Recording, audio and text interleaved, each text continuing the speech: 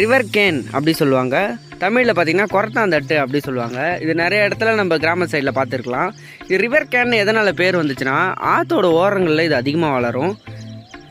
ஏன்னா இது அது மாதிரி இடத்த தான் ப்ரிஃபர் பண்ணும். இப்போ மணல் பாங்கான இடத்துல இது ரொம்ப நிறையா வளரக்கூடியது.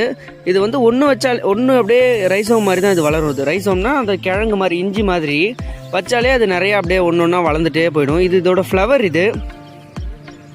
இந்த ஃப்ளவர் பார்த்திங்கன்னா இது ஒரு ரைஸ்ன்னு சொல்லுவாங்க. இது அரிசி மாதிரி இதை எடுத்து சாப்பிடுவாங்க இது பழங்காலத்தில். இப்போ இதை எப்படி ப்ராசஸ் பண்ணுறதுன்னு சொல்லிட்டு நிறைய பேருக்கு தெரியாது. ஆனால் இதில் வந்து ஒரு எப்படி சொல்கிறது, ஒரு மூங்கில் எப்படி வளரும், கரும்பு எப்படி வளரும், அதே மாதிரி தான் இதுவும்.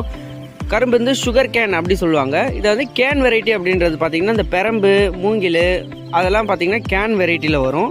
அதே தான் இந்த கொரத்தாந்தட்டும். இது பார்த்திங்கன்னா ரேசர் ஷார்ப்பாக இருக்கும். இதோட லீவ்ஸ்லாம் பார்த்தா அப்படியே